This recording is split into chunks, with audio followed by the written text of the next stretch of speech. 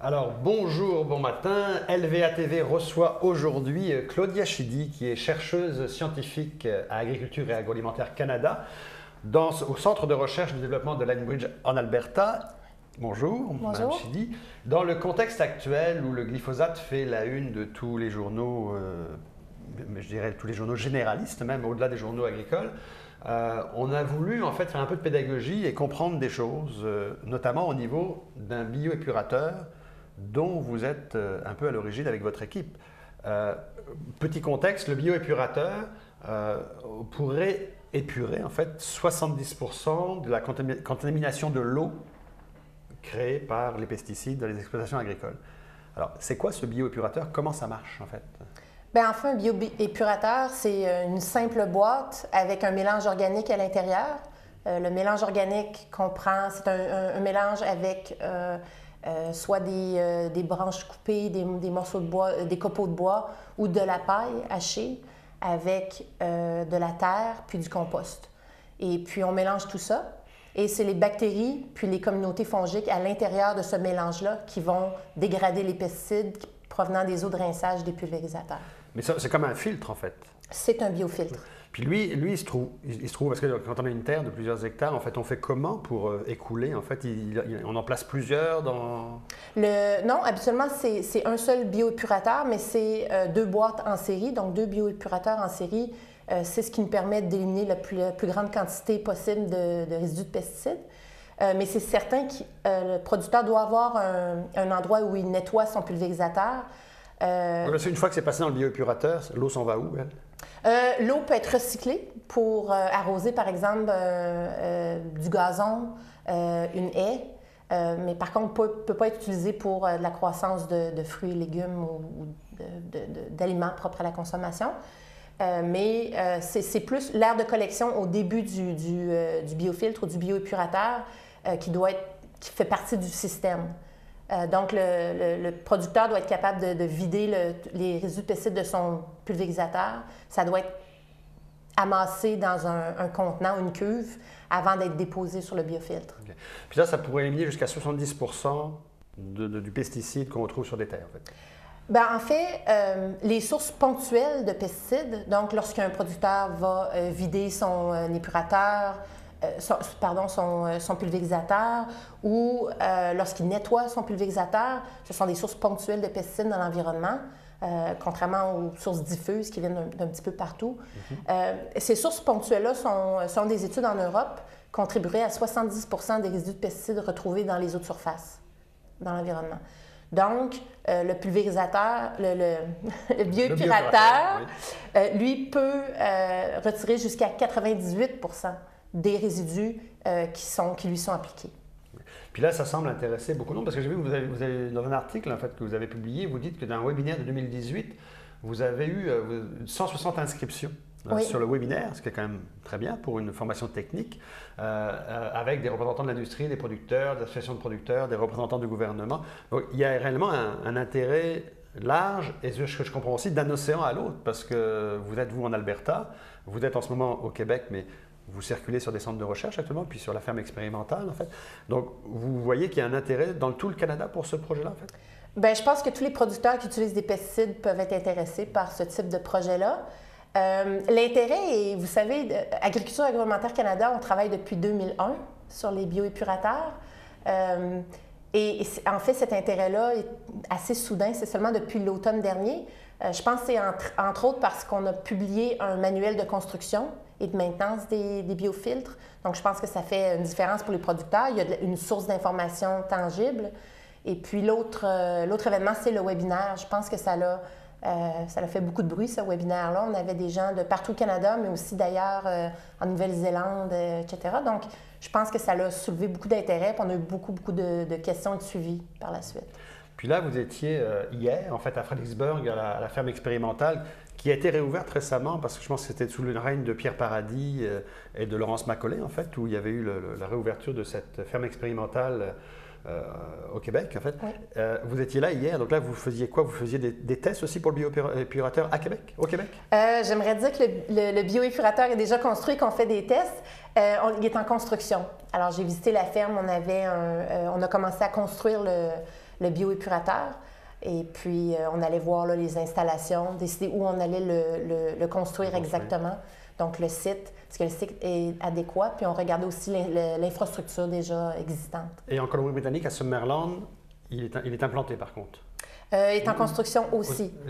C'est en Alberta qu'il est implanté? Est-ce qu'il y a, une ferme expérimentale qui l'a réalisé en fait? Oui, on a 5 biofiltres ou bioépurateurs en Saskatchewan et en Alberta présentement. On en construit 2 en Colombie-Britannique, les fermes expérimentales d'Agriculture Canada à Summerland et à Agassiz.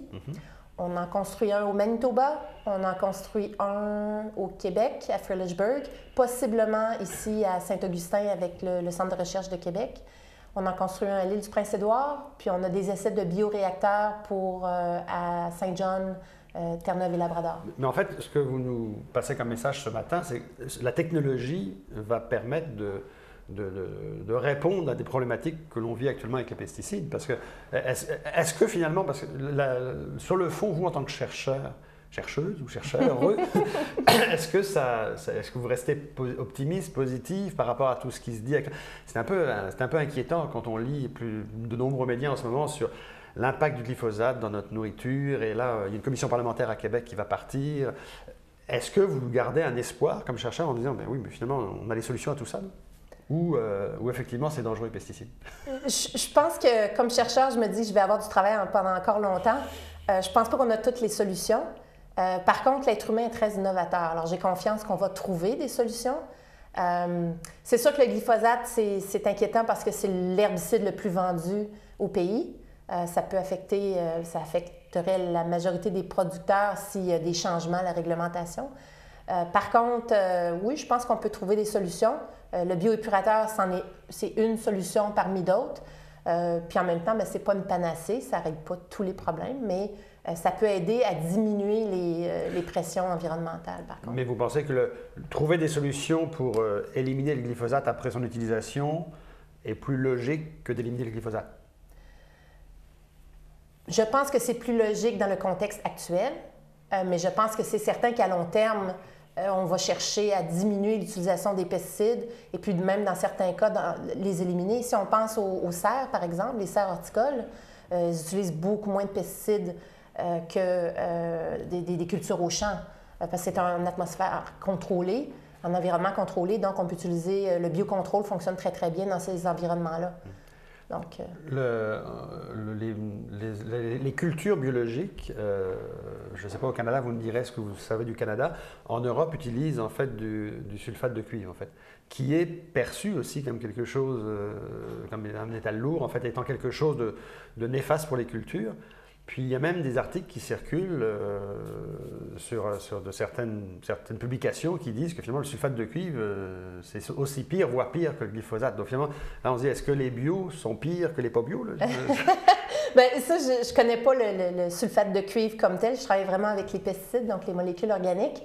Mais à votre connaissance, le sulfate de cuivre, on l'utilise encore au Canada dans la culture bio? Ça, je travaille vraiment pas en culture biologique, donc je ne peux pas vous dire, je ne suis pas au courant de ça. Ouais. Mais vous êtes au courant du débat que le sulfate de cuivre interpelle? Bien, je sais que c'est utilisé beaucoup dans la vigne, je crois, si je me rappelle bien. Vigne et légumes, en fait, vigne et maraîcher. Le maraîcher, je ne suis pas au courant. La vigne, j'étais au courant. Je pense que nos producteurs font ce qu'ils peuvent pour avoir la meilleure productivité puis la meilleure nourriture possible pour les consommateurs. Mais c'est sûr qu'on doit utiliser des moyens pour contrôler les maladies. Contrôler les maladies. Et il reste que l'homologation au Canada, il faut le rappeler, est autorisée. En fait, de tous les produits dont on parle actuellement, c'est autorisé. Donc, on suppose que ce n'est pas aussi dangereux que ça. Mais la question aussi qu'on se pose, c'est l'homologation, elle est canadienne. Et quand on voit des débats actuellement dans les médias du Québec et même la commission parlementaire qui parle, est-ce que ça peut changer des choses finalement? Parce que si l'homologation est canadienne, c'est au niveau fédéral que les choses vont se décider si on continue ou si on ne continue pas. Bien, si on pense aux néonicotinoïdes de synthèse, il y a eu des décisions prises l'automne dernier. Ils vont probablement être bannis d'ici, je crois que c'est 2021 ou 2023. Donc, oui, le fédéral prend certaines décisions, c'est Santé Canada, c'est pas Agriculture agroalimentaire Canada, évidemment. Mais, donc, oui, ça a un impact sur ce qui est homologué au Canada. Mais est-ce que ça a un impact sur nos producteurs, sur les options qu'ils ont pour contrôler les insectes, les maladies? Mais pour le consommateur, est-ce que c'est mieux ou est-ce que c'est pire? C'est difficile à dire. Les producteurs que vous côtoyez, est-ce qu'ils sont inquiets de ce discours ambiant anti-pesticides? Est-ce que ça les inquiète pour eux, l'utilisation, ou ça les inquiète pour plutôt leur culture qu'on va mettre à mal, en fait, si on bannit tout? Oui, les producteurs c'est comme monsieur, madame, tout le monde. Eux aussi sont des consommateurs. Donc, eux aussi, ça les concerne, les pesticides. Ils n'aiment pas nécessairement en utiliser non plus. Ils sont conscients que ça peut avoir un impact sur la santé. Donc, oui, ils sont très concernés par l'utilisation des pesticides. Puis c'est pour ça qu'un projet sur les bioépurateurs, c'est une solution à certains aspects de cette problématique-là. Donc, ça les intéresse beaucoup. Les producteurs que j'ai côtoyés jusqu'à maintenant sont très proactifs, assez ouverts par rapport à tout ce qui a trait au traitement bioépurateur. Donc, oui, je pense qu'ils sont concernés par l'utilisation des pesticides, puis ils essaient de faire ce qui est mieux possible pour leur production agricole. Mais écoutez, Mme Chidi, dès que le bioépurateur sera implanté à Québec, faites-nous signe. Oui. On enverra la caméra, on ira voir ça. Ça va me faire plaisir. Ça devrait être, c'est ce printemps, on est en train de le construire. Merci beaucoup. Merci à vous.